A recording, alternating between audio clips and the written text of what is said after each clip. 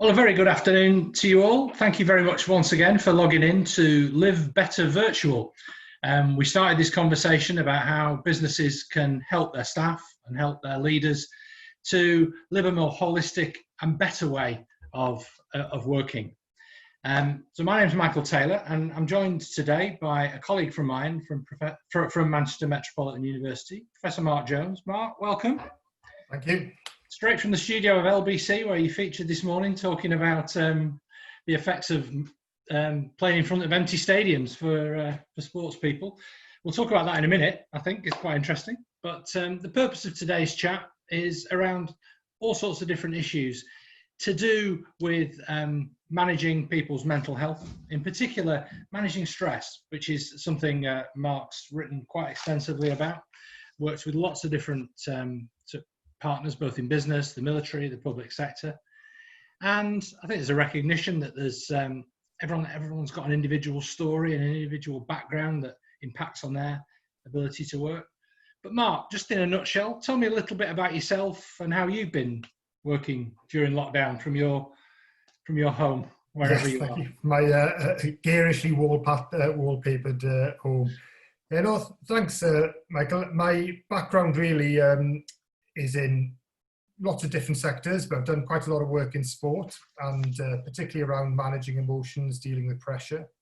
But certainly over the last 10, 15 years, with my colleagues, we've expanded away from sport, or in addition to sport, not away from, and looked in lots of other sectors where stress, managing our emotions is important. You mentioned some work with the military. We've done some work, we have some upcoming work with the European Space Agency, looking at how people manage in isolation and confinement studies. So this is where they go away for 9 months, for 12 months in a group of 6, and we look at how they manage over that time period. We've done some work with businesses, done some work in emergency medicine settings, looking at simulation competitions, trying to understand how people respond and how that impacts not only their well-being, but also their performance. And that's one of the things that we're interested in as well. It's about stress, health, and performance. So like many people, I've been working at home since around mid-March, and the lockdown was on the 23rd of March. Very grateful to still have a job. I know lots of people are going through difficult times in terms of their work, but there are certainly challenges. We have my wife and I work, 2 children, 10 and 7. The homeschooling has veered between functional to shambolic on occasions to non-existent on others. And so juggling all of those plus the job is a bit of a challenge. And what do you think Ofsted would give you for your homeschooling, Mark? I know there's 3 categories, isn't there? But I'd be delighted with the needs improvement. I mean, I'm probably failing, if I'm brutally honest with you. So. Okay, well, hopefully you won't be put into special measures just yet. But there you go. Mark, obviously I've done a bit of I've worked with you before. I'm familiar with your work. You're a great asset to the university that I work at as well. And so tell us first of all about the work that you've recently been doing on the subject that you just referred to, high performance. I think a lot of people are quite excited that professional sports returning this weekend, that the football season's back on, even for us mid-table sufferers of clubs like Blackburn Rovers. But what's it going to be like for footballers playing in front of empty stadiums? Because that's what you were talking to LBC, and you've got a piece in the Times today about as well.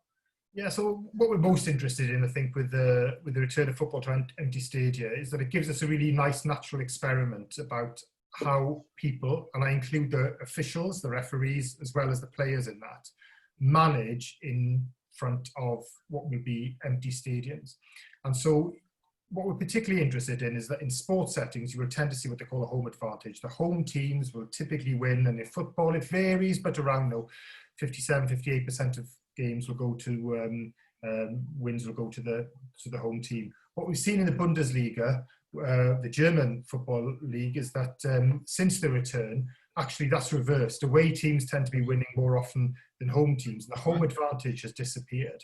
Now, not everyone likes football, but what football is a great natural experiment. It gives us an insight into decision making and emotions and performance. So with referees, we have in generally, and I'm not blaming referees because they're people like us and we would do the same. Referees will tend to favour the home team and tend to award more decisions for the home team against the away team. And that seems to be a large part of the home advantage. When you remove that crowd, when you get rid of 60, 50,000 screaming people, that incentive to appease the crowd, or where the crowd noise is acting as a decision-making heuristic, that's a guide to indicate that was a really bad challenge, send that away player off. When that disappears, you get more balanced decision-making. So we see the officials being less favourable, or that's the hypothesis, towards the home team. But also, of course, the players have a challenge as well. They're used to playing their entire career in front of crowds, getting energy from the crowds, performing for the crowds, to the crowds, and how they manage that when they step back into the arena is going to be interesting. I think for away players, going to hostile environments is much less intimidating than it was previously. And I think you're going to see lots of differences in performance levels there. Yeah. Now, for a lot of us in sort of, I guess you call it white collar jobs, we've been conducting a lot of our meetings on like this on Zoom, and I'm quite used to it. I do lots of seminars and events and that sort of thing. It doesn't really bother me, but I do feel that there's a certain amount of performance involved in the way that you contribute to a meeting, even if it's just a handful of people, some of whom, the majority of whom you might already know and work with. Mm-hmm. But I've noticed that a lot of younger people in particular don't pipe up like they do in team meetings at work to the same extent that they do on. It seems to favour a certain type of personality because we've created a performative culture where people are expected to present, even if you're just making a comment. I think that's really interesting. And in terms of, it's spot on to say that, it's the new way of working now. There's a couple of things we'll come on to, I guess, but having invested so much time in learning, adapting to this way of working, whether companies will seek to go back to the old way of working would be really interesting. I think it's an area ripe for research. I think what's really interesting about Zoom meetings is I'm talking to you now and I can see myself on the screen. Yes. And so I'm visually there, and I realise my hands now, I don't know why I'm doing that with my hands, whereas in a normal meeting, I don't have any of that external visual cues of myself, if you like. So I think you're right that there's a performance element there that is reinforced by the fact I can see what I'm saying, I can see what I'm doing as I'm talking to you. And so I think that's an interesting element for research, because I think, we'd like to know a bit more about that and how different personality types adapt to these types of meetings. The other thing, of course, is that if I speak in a meeting, I often talk to one person, I might direct my comment at someone, but here I can see everyone I'm speaking to sometimes. You might be able to see all of those individuals on Zoom. I think there are strategies that people can use, and I know lots of companies have used strategies like leader speaks last. So I think it's easy in a online meeting to everybody jump in, fire in. It will always be the case that those people who are more confident will throw their hat into the ring first. And I think maybe as leaders, as managers, we can structure that in a way that ensures that everybody has their say, but you do it in a way that is in order of seniority. So you ask people who are newest what they think about something, and the next person, and so on. So that sort of leader speaks last way of conducting a meeting might be helpful to ensure that you get a full range of views.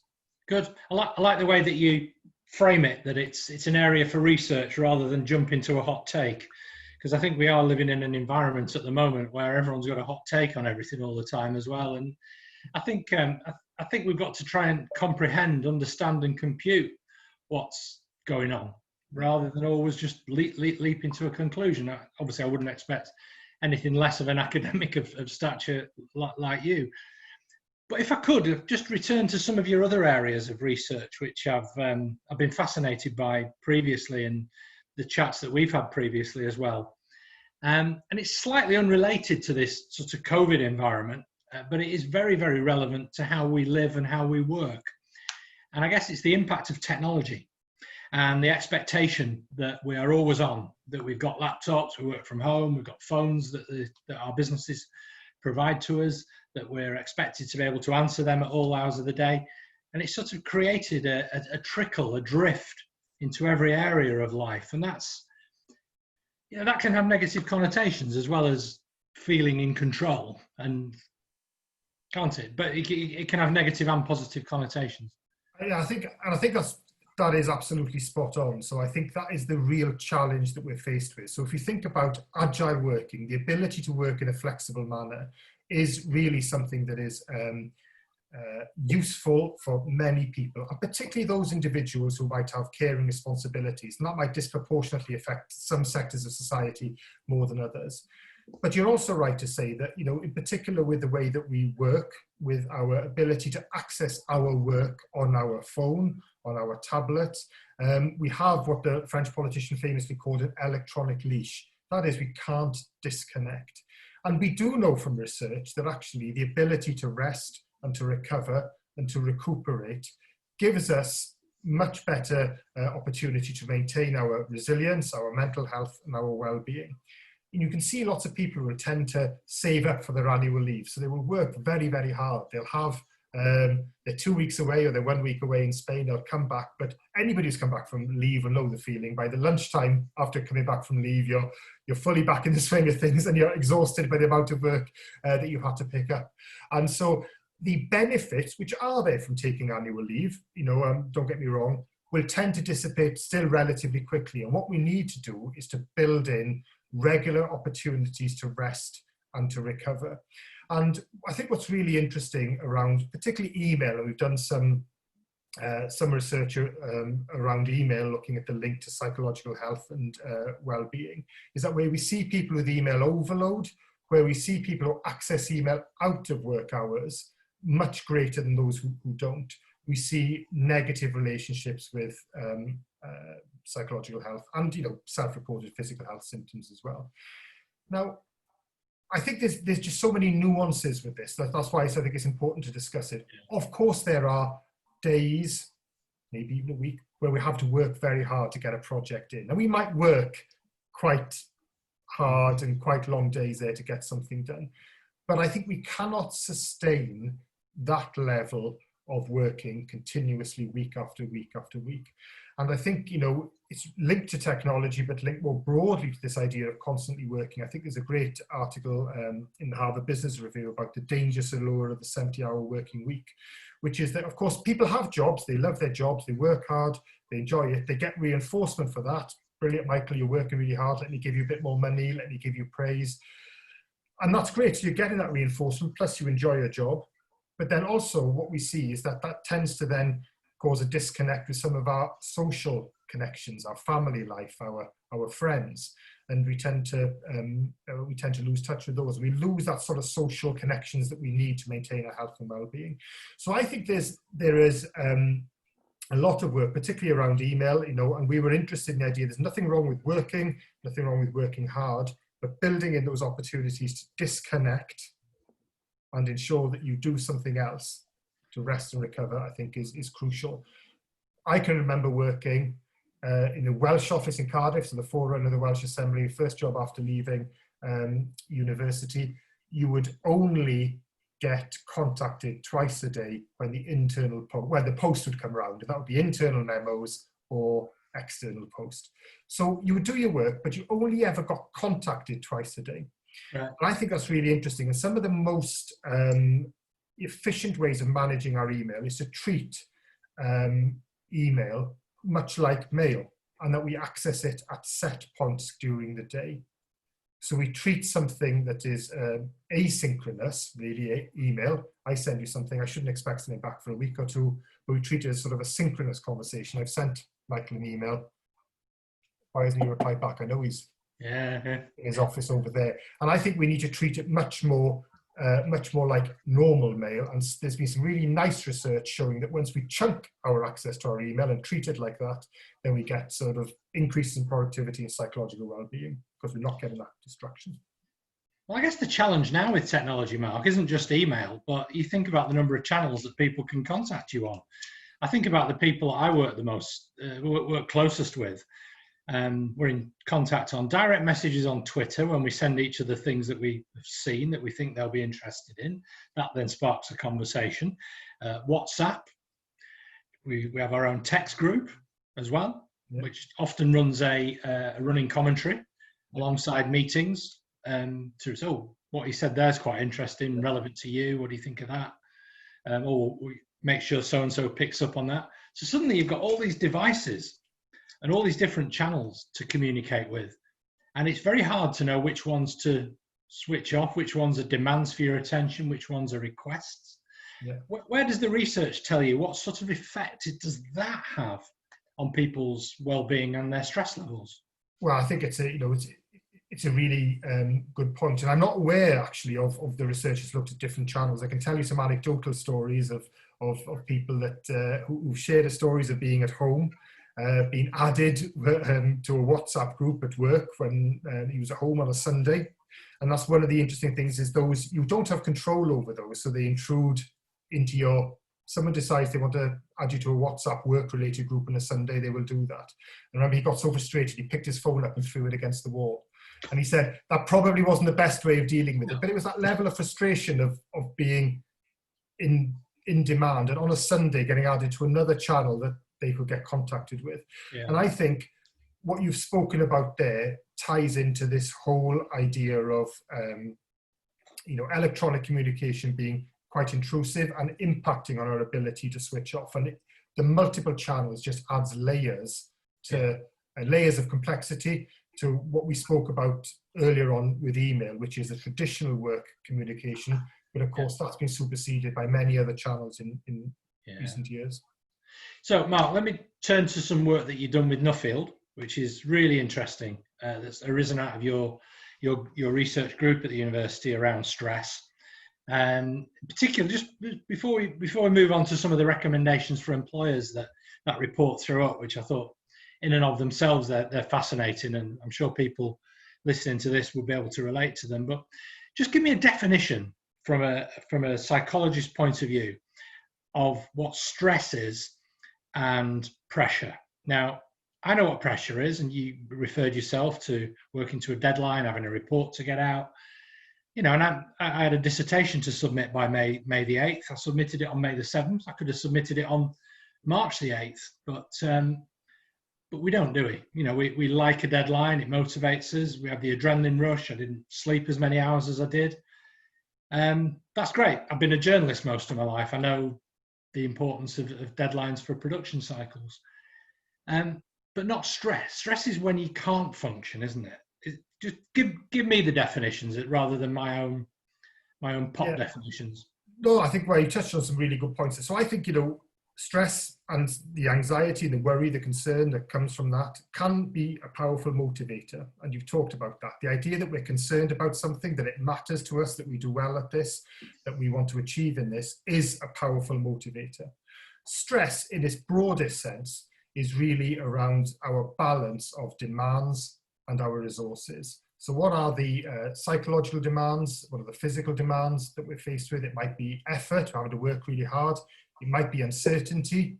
I don't know how this is going to go. I'm a bit worried about this. And it's also, about the potential for harm in terms of stress. Now that could be physical harm or psychological harm. So there are lots of particular demands that might arise. And then we think about our resources that we might be able to use to manage some of those demands. And I think when we talk about stress, our ability to manage and deal with stress, then we can bring quite a few resources to the table here. Lots of things can help us. Good social networks, people that we can disconnect with, hobbies, our ability to transition out of work when we come back home. Our psychological strategies, how we see the world. So, do we, when we are faced with a demand, a tricky thing to do we think, well, okay, this is going to be hard, but I tell you what I can do. I can do this, I can do that. I'll draw on them for support. I've done things like this before. So you get a different perspective rather than going, no way I can cope with this. The way we sleep is a resource that impacts on our ability to manage our demands and our stress. all that's fine. And we get a perfectly normal stress response, the increase in cortisol, you mentioned adrenaline.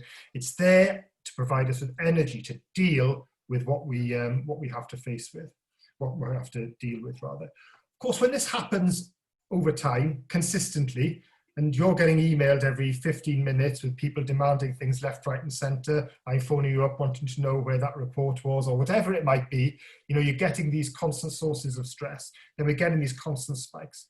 Where this happens over a long period of time, we can get into chronic stress. That is where, we talk rather than the acute stress responses, it's chronic stress response. Right. And then we can lead into other conditions, like depression, like anxiety, stress, anxiety, and depression in a more chronic sense. And that's where you get into the idea that people find it sometimes quite difficult to function. It can affect our motivation, it can affect our ability to interact with others, and has a negative effect on our psychological and our physical health. Very good, very good. So talk to us about the recommendations that arose out of the Nuffield work that you did. In fact, give us an intro into what that project was and how it came about and ultimately what you found. Yeah, so this was last year, and we got in touch with Nuffield Health, very good partners of Manchester Metropolitan, and they asked us to do some work for them around what their companies wanted. Nuffield Health partner with 60% of the FTSE's 250, so they have some very good corporate partners. And one of the areas they were particularly interested in was on remote working. And there has been a general trend, an increase in remote working. So if we look at the ONS survey data, there's been a 78% increase in people working at least partly from home, or home as a base for their agile working from 2008 to 2018. So we've seen that general trend in that direction. Okay, so those general trends become a bit of a tsunami, as we saw in... Did you know something we didn't? Well, I wish I did, but that sudden change to lockdown and home working with no flexibility was interesting. They were interested in whether remote working, and that was at least being at home one day a week, was linked to better well-being, stress, health, and productivity. So looking at those 4 factors there. Yeah. And so what did you find, and what did you end up recommending to Nuffield's clients that is implementing home working strategies in a positive way, and where were they getting it wrong? Yeah, no, so I think what we did was a literature review, a systematic literature review, take into account what was out there. We presented this back at 2 corporate days and got good feedback from the companies. Broadly, and I hate to be a bit of a psychologist here because there's always caveats, but broadly, the literature will tell us that working at home is associated with well-being. Okay. And so generally, people who have that ability to work at home is associated with greater levels of well-being. And actually, the more you get to work at home, the greater the levels of well-being you see. Wow. Now, there are caveats there. I'll come on to that in terms of personality, in terms of how the company links to the person and so on. However, it's not all about well-being. You can see things like professional isolation as well. And there's one study itself, which looked at a number of studies that said that actually, although we can see an increase in well-being with more days spent at home, what we see when it goes past around 2.5 days, 3 days a week at home, is we see an increase in professional isolation. So actually, I don't have to travel into Manchester every single day. I'm saving money on travel. I'm a bit more relaxed when I get home because I haven't left home when I meet the kids. But actually, I'm now getting increasingly disconnected in a professional sense from my colleagues, and you see that disconnect happening. So there's lots of factors at play. In terms of stress, it was a bit more mixed, and in general, it was probably a bit more mixed. Some studies showed that working at home was associated with better stress levels, others higher stress levels. And there's some issues there around, in particular, people being able to do their job from home, so having access to the right technology, as an example. There are individual differences that have an impact on our ability to work from home very well. We spoke earlier on about being able to disconnect from work. And so, we have someone who might be high agreeableness, that is, want to please people, high conscientiousness, want to work hard, high neuroticism, so they worry about things. If they're left to their own devices, they might end up working all hours. So personality has an impact. Those individuals who are tendency to engage in rumination, so they might worry about things, they tend not to respond so well to the opportunity to work at home. So there's personality issues. There's ensuring that we have the right equipment. There's also the way the person perceives it as well. And I think we have discussed this before, the idea that actually for some people, they saw remote working or the ability to work at home as a reward. And that in itself, so people will tend to work quite hard then because they saw it as something that was given to them as a benefit. I remember one of the heads of HR at the previous podcast we did said that actually 10 years ago, people were coming to her asking about salary, what car. Now they were asking about what the remote working arrangements were for the company. The flexibility mattered more than some of the material. I'm not saying they're not important, but some of the material things. And in terms of productivity, the jury was out. We could only find 3 studies that looked at productivity in remote working.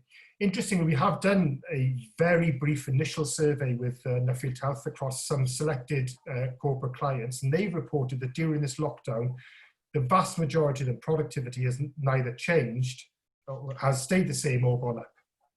So even stayed the same or gone up, right? That's yeah. Only a very small percentage said it's gone down. So. Yeah, I think again we're talking in the scenario of pre-lockdown when people had the choice to give someone the permission in many ways to work from home. And I think employers would respond to that they're trusted, and trust is a very positive bit of positive feedback to get from an employer, isn't it? That presumably, if they don't breach that trust, if they're not just playing computer games all day, then No, I think you're spot on. I think that's how many of the people would report it. They felt a sense of pride and in being trusted to be able to work from home. And of all the problems you might have from remote working or from working from home, people playing computer games isn't really one of the bigger ones. It's in fact the opposite one, where some people said that your home then, rather than becoming a place of restoration, became a place of demand, and there are things that we need to think about, and everybody's had to think about how do we disconnect when the office computer is in the same room where I might be watching TV, or I walk past it to get a coffee, and I think, well, I'll just check my emails, or I can just check my phone or whatever. So we've all had to wrestle with those. Yeah. Right, I'm going to invite people who've logged on for the live iteration of this conversation to think about any questions that you might have for Mark around psychology and management and how to work. One of the things I've always taken from your work is, and not just in the setting of what you've done with Nuffield on this workplace project, but it's that understanding and that empathy that everybody comes to their point in their life with a different story, and the importance of understanding that story in how you relate to that person as an individual, what they've gone through. I guess that absolutely matters when you're working with military personnel who've been in combat and they may be suffering PTSD, post-traumatic stress disorder. But equally, people who've been in different workplace situations, people whose home life may have been more traumatic. So give us some insights onto management advice that you would impart to how to understand without being too intrusive, because that can be quite a delicate conversation to have, can't it?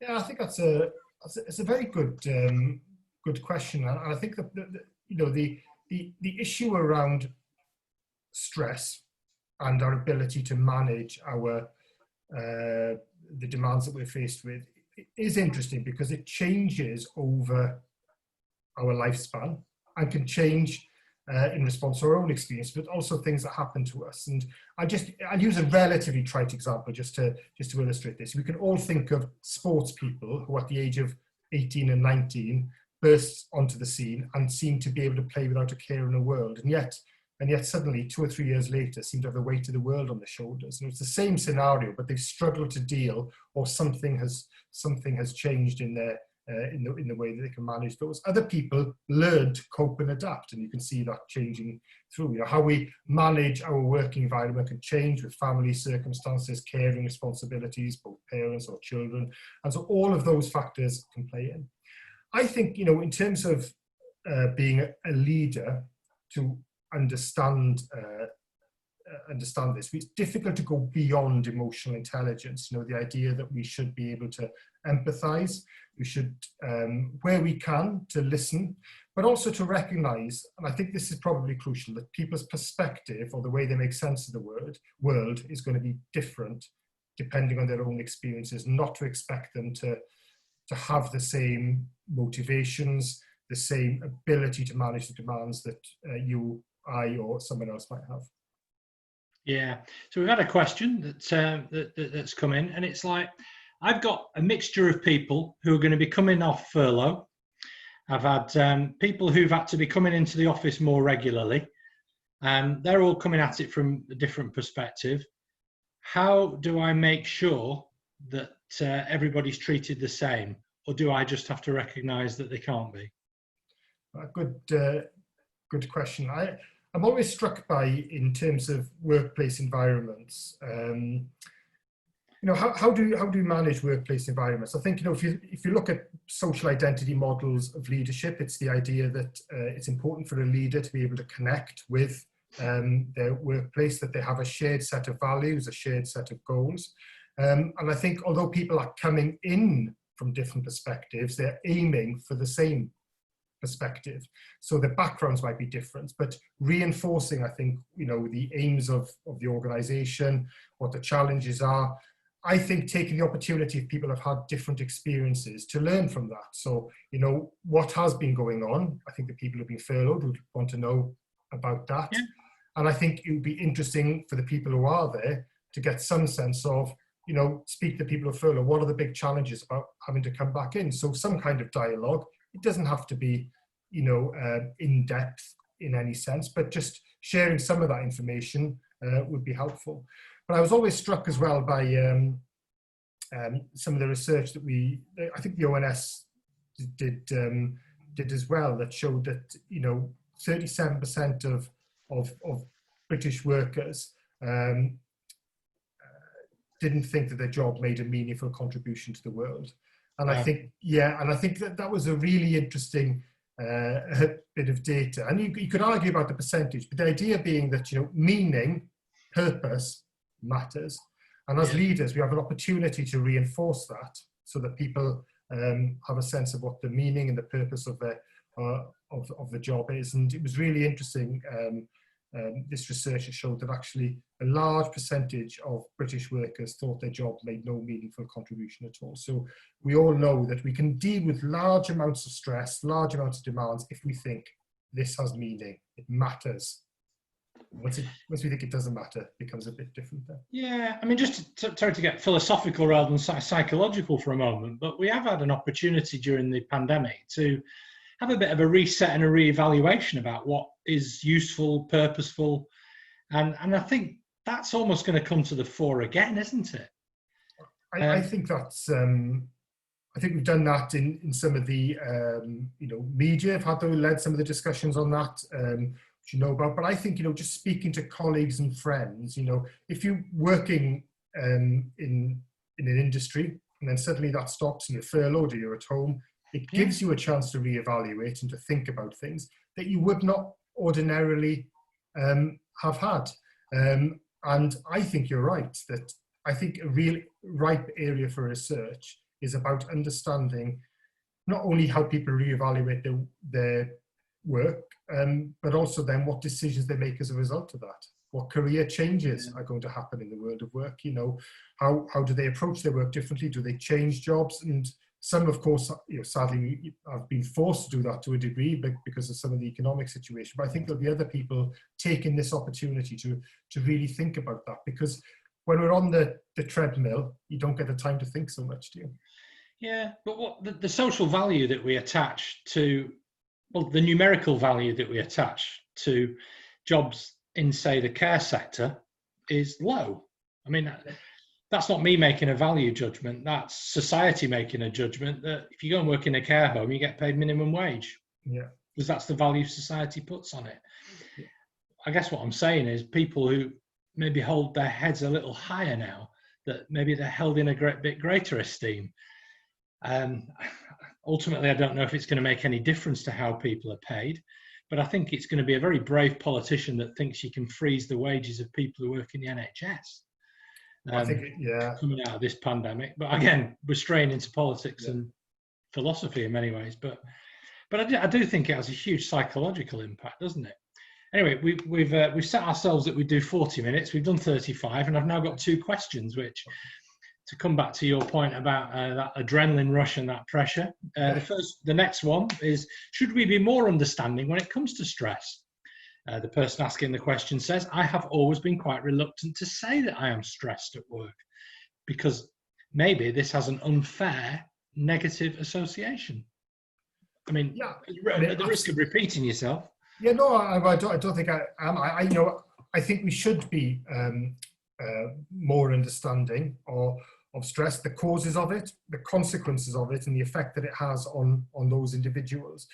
And we could think about it, to go back to your phrase, philosophically, about whether it's a good thing, but also let's think about it from a business perspective. If you look at the health and safety executive, 44% of work-related absences were due to stress, depression, or anxiety. 54% of days lost were due to stress, depression, or anxiety. So it is a public health issue. It is a organizational economic issue, but it is also, of course, you shouldn't forget that, a personal issue as well. Yeah. So absolutely. And I think, lots of companies are doing some really good work, in this area to increase the conversations around that. So. Okay, and the final question. I haven't had to furlough staff or make that many changes, luckily. However, I am experiencing levels of anxiety about switching my working day back to the office. Has the pandemic had an effect, even if we haven't personally been touched by it? Now, let me just put my own little take on that as well, just before we wrap. You answer that. I wouldn't like to work from home that much because I think I'm missing out on stuff that's going on. I miss out, and there's serendipitous moments where I might bump into someone interesting, like Professor Mark Jones when walking through the Burley campus, and some insight you might give me, or an event that might be going on. Obviously, we don't have that at the moment. There isn't the fear of missing out because we're all in the same place. As we're coming out of that, there is a new anxiety, isn't there, about the return? Yeah, so I think somewhere familiar, and we're coming to somewhere unfamiliar again. I think it's. It's a really interesting point. There's probably lots of layers to that. There might be the fear and the anxiety where we've cocooned ourselves and we've protected ourselves from COVID-19. We might feel as though we're putting ourselves at risk, particularly if you've got to take public transport to go back to work. Yeah, I think there might be anxiety about physically going back to work that relates to some of the things I mentioned around remote working. It depends on the work, I understand that. The balance of remote working might be different depending on industries and levels and roles and so on. But I think generally people like some flexibility around their working week. And I understand and agree with you that not many people want to work at home 5 days a week, but they like that. And the anxiety that they might have lost some of that flexibility to go back to a normal working week might be interesting for some of them. Yeah. Others might be saying, I'm so glad to be getting into the office or the work site for the next 5 days. But also I think any change is stressful. So I mentioned, in terms of some of the demands that we're faced with earlier, uncertainty is stressful. Right. When we don't know what's going to happen, I think that can be a cause of stress for us. And I think for lots of people, they don't know what it's going to be like to go back to work. And they might be uncertain about how hygiene is going to be managed. And I'm not saying in this instance, but there might be lots of uncertainties around it that sometimes the workplace can't deal with, might be on public transport and so on. So I think where you have that uncertainty, where you can alleviate that by explaining all of the systems and protocols you've got in place, and by illustrating that, so it removes some of the uncertainty, I think that can be helpful. So I think it's a really interesting debate. What's happened over the last 6 weeks has opened up lots of debates around work and working practices. And I think it's going to be really interesting to look back in 12 months and explore how some of these things have changed and panned out. It is. I think we're a fantastic laboratory, aren't we now? We're all potentially experiments in both in human behaviour and social behaviour. It's been, Mark, it's been absolutely fascinating as ever talking to you. Thanks so much for your insights. These we're going to be carrying on with these. Look out for them with the hashtag LiveBetter. I'll look forward to joining you in a week or so with another guest as we all come to terms with this new reality of how we're working. But that's all from me for the time being. And thanks once again to Professor Mark Jones. Thank you. Thank you, Michael. Thank you.